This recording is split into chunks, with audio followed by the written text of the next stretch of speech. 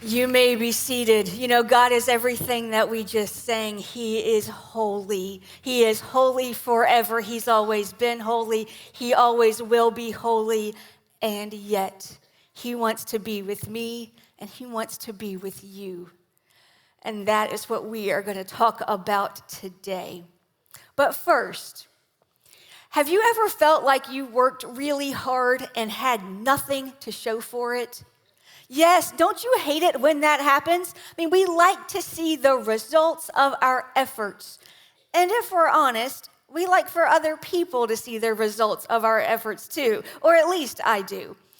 I don't know if any of y'all do this, but whenever I really clean or organize a section of my house, I demand positive reinforcement. Yeah, okay, I'm not the only one. See, some of you have heard me say that our 13-year-old daughter got bunnies for Christmas. And we kept them upstairs near the humans for the first half of the year so they could get used to us. Now, knowing all along, the long-range plan was to make them a safe space in the basement, 3 gates away from the dogs, who are also in the basement and might think the bunnies would make a great snack. But when they were upstairs, we got to know Biscuit and Myrtle. Those were their names, and they got acclimated to us. They also shed everywhere. See, there was an area rug in the room that they were in. We completely covered it with a tarp. And we put chloroplast on top of that and carpet squares on top of that. But those 3 layers were no match for all the bunny fur. When we moved the bunnies out this summer, the rug was covered. So I got a gadget. I got on my hands and knees with my arthritic hands, and I went to work. 80 square feet, one at a time. Now, I took a picture of my progress because I wanted to see the results of my work. But then when I finished, do you know what I did? I sent that picture, that one right there, to my husband. And he understood the assignment. Because we have been married 19 years, together over 25. He knew when that picture came through, he needed to tell me that it looked good. Because I like to see the results of my hard work. And I like for other people to affirm them too. It's probably not my best quality, but I bet I'm not the only one. We like to have something to show for our hard work, in big ways and in really small ones. It's the satisfaction of walking across the platform to get the degree, and of turning around and looking at that freshly mowed lawn. It's evidence, visible proof of hard work that it made a difference. We approach our spiritual lives in much the same way. When we start putting in the work to come to church, we want to see the results. We want other people to see the change. We want to know that it's making a difference. Now, whether we're here because we want purpose in our lives or we want our relationships to be better, maybe we want to be better people, we want to see those results. And there's something to that. Jesus once said, "This is to my Father's glory, that you bear much fruit, showing yourselves to be my disciples." Now, disciples just means follower of Jesus. And there are several results named right here. Bringing glory to God the Father, bearing much fruit, we'll come back to that in a minute, and showing ourselves to be disciples. These are the results. But this bear much fruit thing, what does that mean? Obviously, we're not lemon trees, we're not grapevines. How do we bear fruit? Do we get to pick our fruit? I like lemons and blackberries. Our A-Lit campus pastors, Chuck and Sandra Moore, they have a blueberry farm. They literally bear much fruit. But of course, that's not the kind of fruit this means. Elsewhere in the Bible, the fruit that a follower of Jesus produces is named.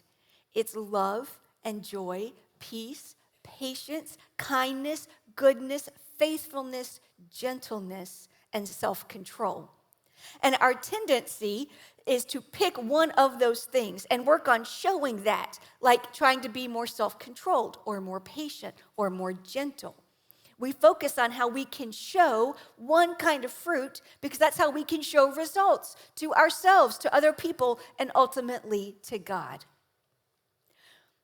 But what if there were another way? Because can we be honest? That way just doesn't work. Have you tried that? Like to work on just picking one, like being more patient or being less angry and more gentle? I've tried it that way. It's really hard. It's virtually impossible because we're starting at the wrong place and we're going about it in the wrong way. But there is a way. It's the way of Jesus that we're talking about in this series. And as Pastor Brian said last week, it has 3 parts. Be with Jesus, become like him, and do as he did. Now, Brian briefly touched on being with Jesus last week. We're going to unpack that some more today. Because becoming like Jesus and doing what he did, it all starts with being with him. Now, this isn't a formula. These are not like boxes that we're going to check. We're not implementing a brand new program. We're practicing the way of Jesus, and there's a progression to it. We see it with the very first people who followed Jesus, and it's the same process for us today. So let's take Peter, for example. Peter was one of Jesus' first followers, and he produced amazing results. See, Jesus spent some time on earth, but after Jesus returned to heaven, Peter was the one. He led the movement that Jesus had started, the movement that ends up becoming the Christian church, kind of like we know it today. But that wasn't the beginning of Peter's story. Jesus didn't meet Peter and say, go start the church. It started like this. As Jesus walked beside the Sea of Galilee, he saw Simon, that's another name for Peter, so Peter's who we're talking about, and his brother Andrew casting a net into the lake, for they were fishermen. Come, follow me, Jesus said, and I will send you out to fish for people. Look at what Peter's first instruction is. It's to come to Jesus. Now, there is a future tense verb here that Jesus will send him out later to get others also in the way of Jesus, but that's not how that's starting. Jesus doesn't start by saying, Peter, go tell others about me. Go take care of people. Go lead them. He says that will happen later. But first, but now, Jesus wants Peter to come to him and be with him. That's the first step. If you want to do great things for Jesus someday, if you want to become like Jesus, then maybe you can hear Jesus say to you, kind of like he said to Peter then, that will come, that's for later, but right now, just come and be with me. See, you can learn strategies and skills to build a better life.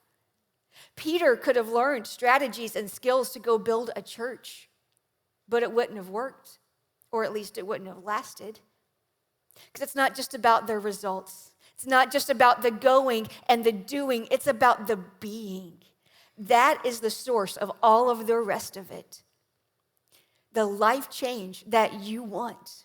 The world change that Jesus wants. It cannot be accomplished just by acquiring skills and strategies. It's about being with Jesus. That is the source of lasting change. So how do we do that? Well, let's look again at a passage that Brian Hughes used last week. It comes just a bit before the verse we looked at about bearing fruit and showing ourselves to be disciples. Jesus says, remain in me as I also remain in you. No branch can bear fruit by itself. It must remain in the vine. Neither can you bear fruit unless you remain in me. I am the vine, you are the branches. If you remain in me and I in you, you will bear much fruit. Apart from me, you can do nothing. What word did you hear over and over and over and over again in just 2 verses? Remain. Remain in me as I remain in you. Remain in the vine. Remain in me. Remain. That's the secret. That's where we need to focus on remaining. Because if we remain, then we produce fruit naturally. We don't focus on the fruit. We don't force the fruit. We can't create it ourselves anyways. We just remain, and the fruit comes. So then the question is, well, how do we remain? Let's talk about that for a while, and we'll start by talking about how not to remain. Remaining in God, it's not laziness. I'm gonna confess to you all, this time of year, I could turn on college game day on Saturday morning, and I could leave the TV on college football all day long. Now, maybe for you, it's the NFL on Sunday, or it's the race, or it's the new season of your favorite show. But I'll just confess, I don't know if you're like this, I could spend an embarrassing number of hours in one spot on the couch. As long as the nachos and the buffalo wings are coming, like I'm good. I can remain in the same spot. And it's effortless, it's enjoyable, it's even a little indulgent. Now, while we should find joy in our relationship with Jesus, that's not the kind of remaining in God that we're talking about. Remaining in God is also not stubbornness. Now, this reminds me of my daughter Lily when she was a little girl. When she would get mad about something, she would just stop where she was and refuse to move. So being the gentle, supportive parent that I am, when this happened, I took her picture. Everybody loves a camera in their face when they're angry, right? Oh, she hated it, of course. But now I have these great pictures. Little Lily lying on the floor at the Smithsonian. Little Lily, arms crossed, brow furrowed at Disney World. Once we were leaving a flying squirrels game here in Richmond, and she was mad. I didn't get her Dippin' Dots. I don't know. But she decided she wasn't taking one more step toward the car and away from the Dippin' Dots. So we're part of the crowd. We're pushing through the parking lot. She just stepped aside into a flower bed and got still as a statue. She was not moving from that spot. That's not the kind of remaining we're talking about here. It's not about remaining out of pure will. That's really only effective in short-term ways. I know that because my daughter may have gotten her stubbornness from me. Like this summer, our staff had a lake day, swimming and tubing just for fun. And as the day was wrapping up, our senior pastor, Brian, said it was time for me to tube. Oh, I graciously declined. Then Rebecca Batten, who is our amazing kids coordinator at the Midlothian campus, yelled out to me, "Come on, me and you." And then her amazing daughter, Anya, said, "Me too." Well, now I couldn't resist. But here's the thing. I had avoided tubing all day because I have arthritis in my hands. I know they told me that, like, I'm not old enough for that, am I? Apparently I am. So I knew I was going to have a hard time holding on. So I whispered to the guy driving the boat, like, "Hey, go easy on me. I have arthritis." He said, "Okay." Rebecca, Anya, and I got on the tube, and Brian Hughes climbed into the boat. You already know where this is going. I don't even have to tell the rest of the story. I saw him get in and start talking to his good friend, the man driving the boat, the man that I'd asked to go slowly on account of my hands. I knew what was coming. Brian knew that I was stubborn enough to hang on as long as I possibly could. I knew he was stubborn enough to tell the driver to keep throwing bumps and turns at us until I either fell off or my poor arthritic thumbs did. Between our screaming and laughing out on the tube, I apologized to Rebecca and Anya. It wasn't their fault. They'd gotten in the middle of a battle of the wills between Brian and Angie. Our wills can be strong, kind of like my daughter Lily. Sometimes it serves us well. We all want the A. We want to win. It's kind of who we are. And it works for a class or a game or a ride on a tube. Something short-term and finite. It can even work that way with faith for a little while. In a season of crisis or doubt, you might stubbornly resolve to remain in relationship with God.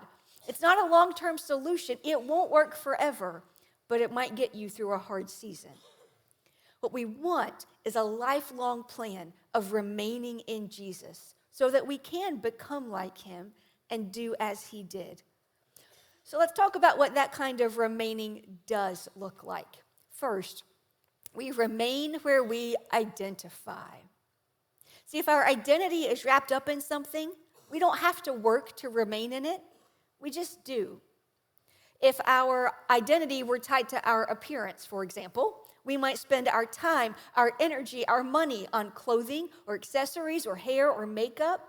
We wouldn't have to work at it. It wouldn't even be conscious decision making. We just do it. The same thing's true of our careers, our homes, our hobbies.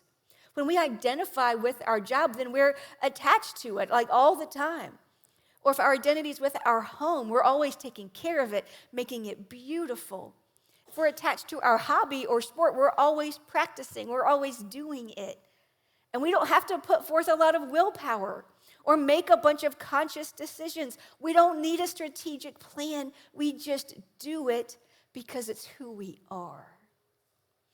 Approaching life change from the place of our identity versus our will and willpower is so much more effective.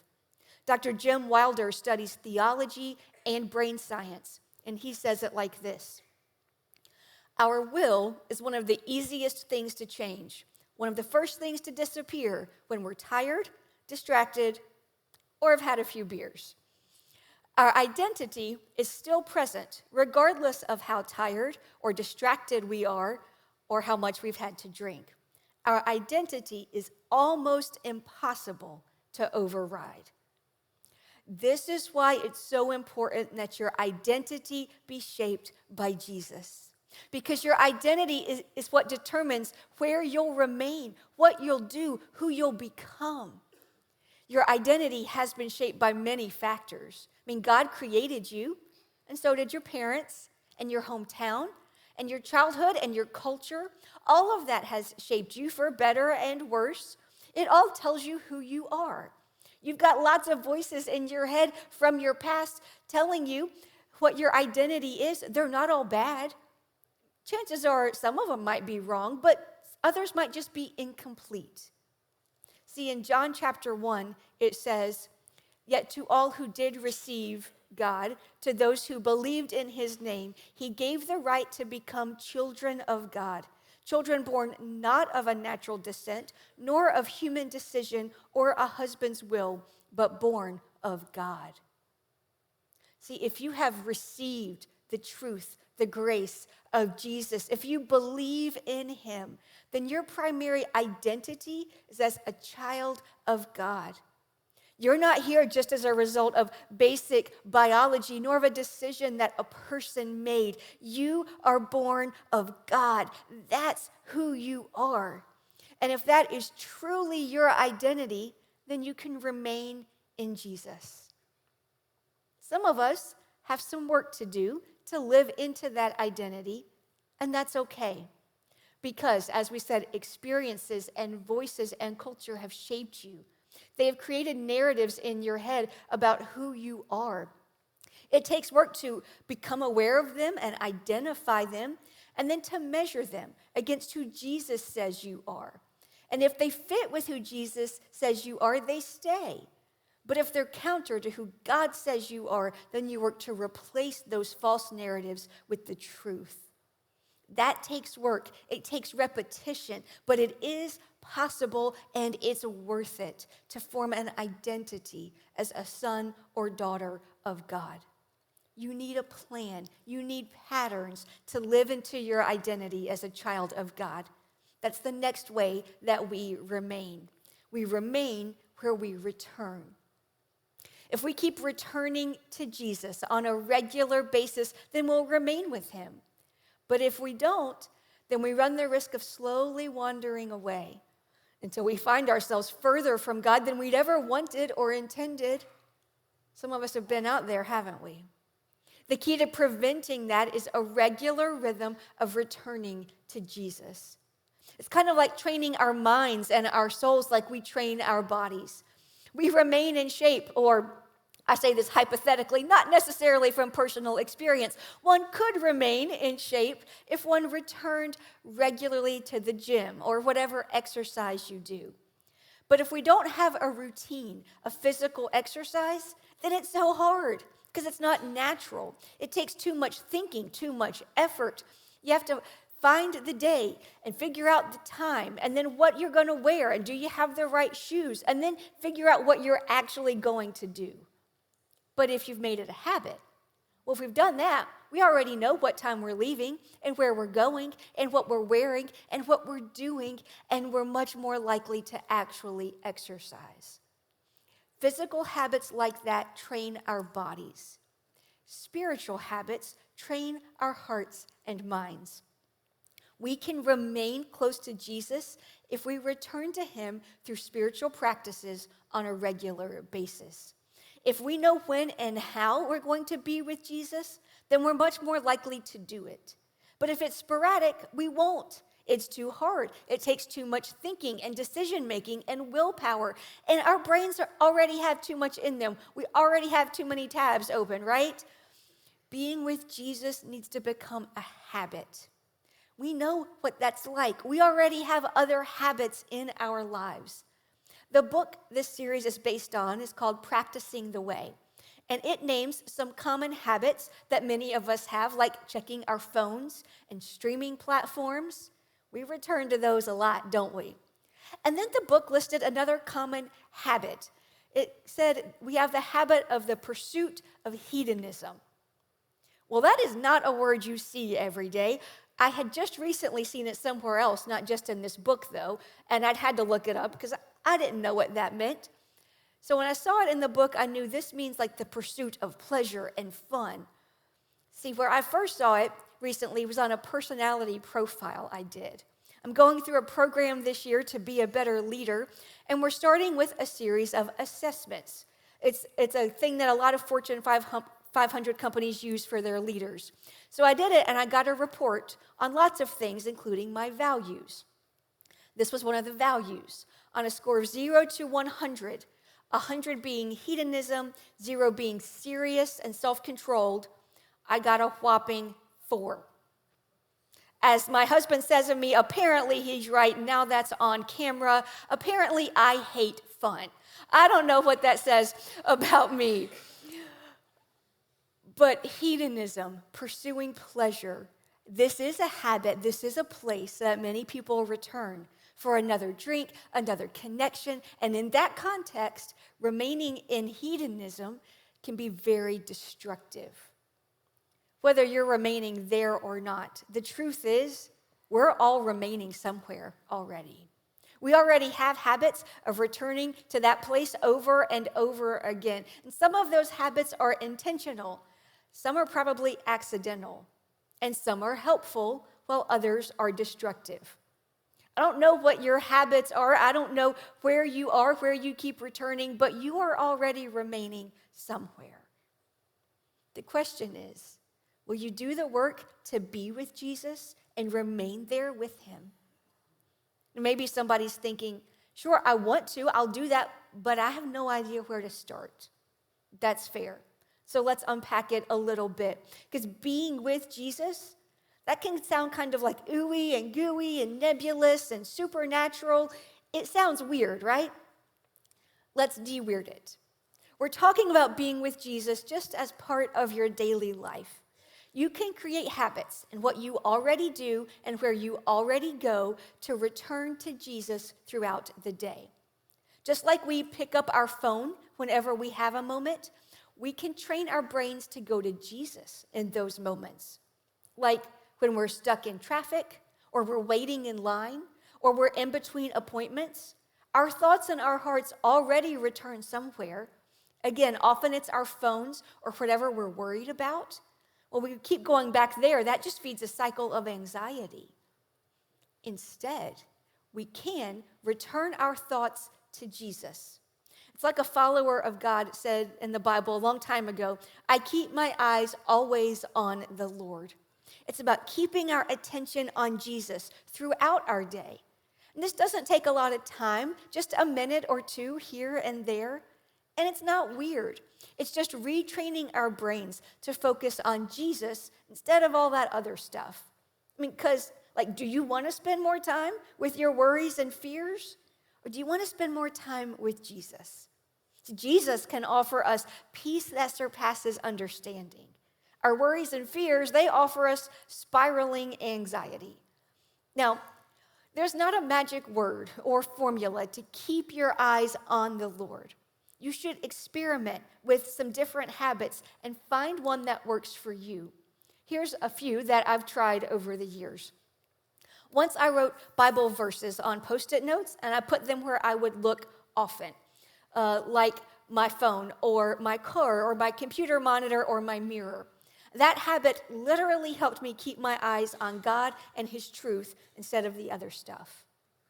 Here's one that I do. Sometimes if there's a pause in my day, instead of reaching for my phone, which I still do too much, I'll try to start reciting the Lord's Prayer in my head.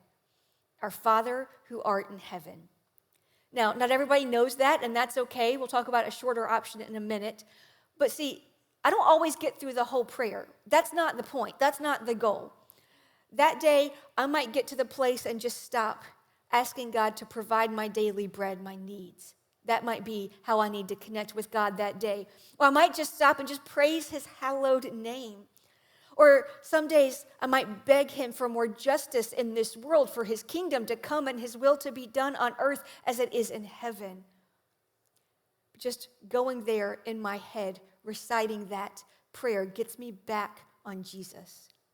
Throughout history, there is another prayer that a lot of people have used. It's called the Jesus Prayer. You can look that up.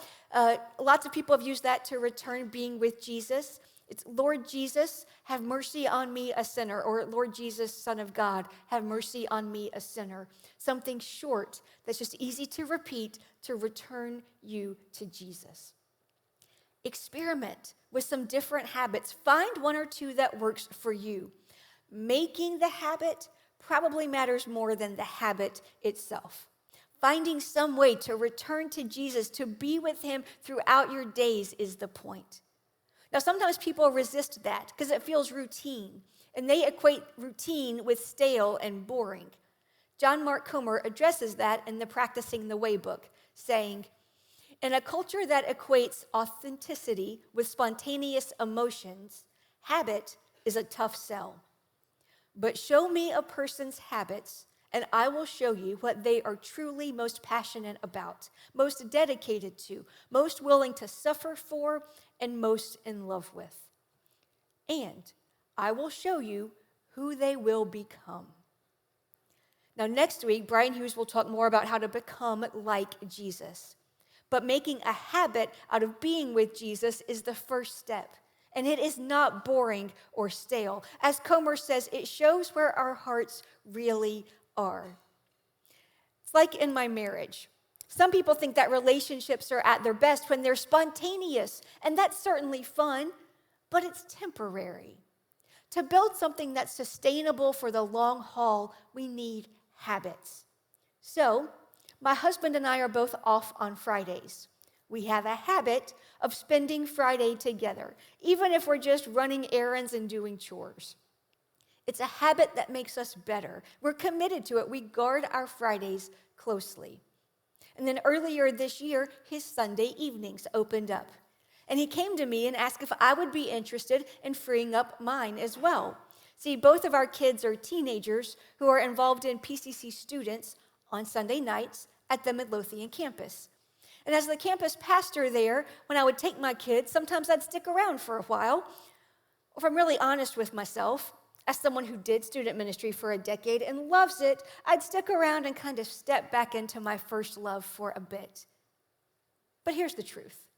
That ministry, it's led by other adults who love student ministry just like I do. It's led by adults who love my kids.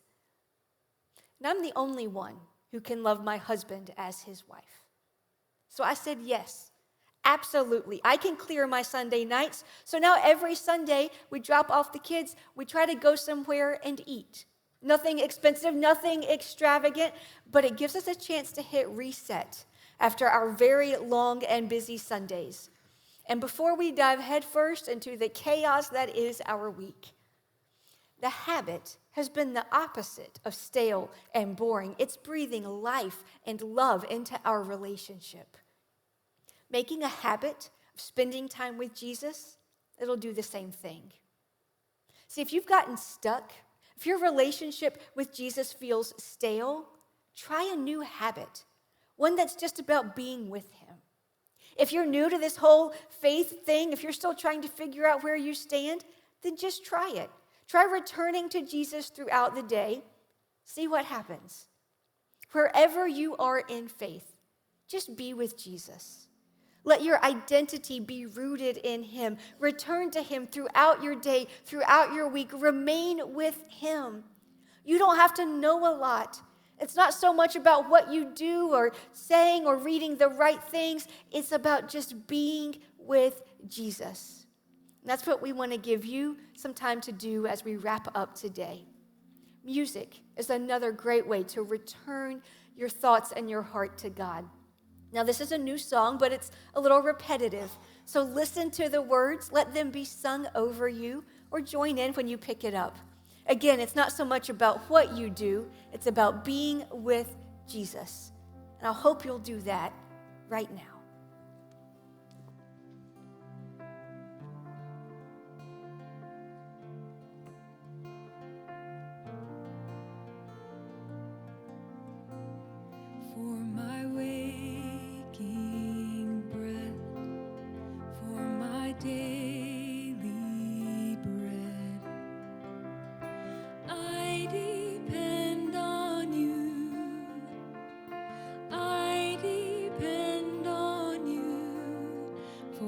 Sun to rise for my sleep at night. I depend on you. I depend on you. You're the way, the truth, and the life. You're the well that never runs dry.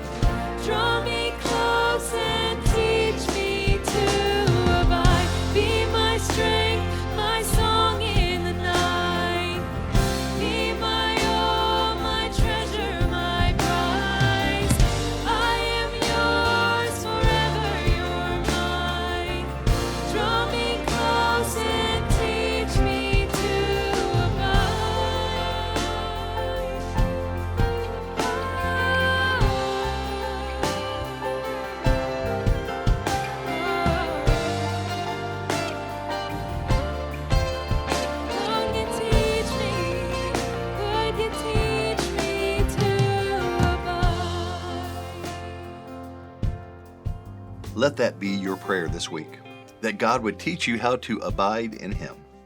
You can remain with Him if you'll find your identity there. Experiment with ways that you can return to Jesus throughout your day. Now, it's not too late to join a group or to gather a friend or two to go through the companion guide with you. Engage with that guide. Discuss it with some others. Together, let's learn how to be with Jesus. Come back next week with your new car decal in place, and we might just have a surprise for you. We'll see you then.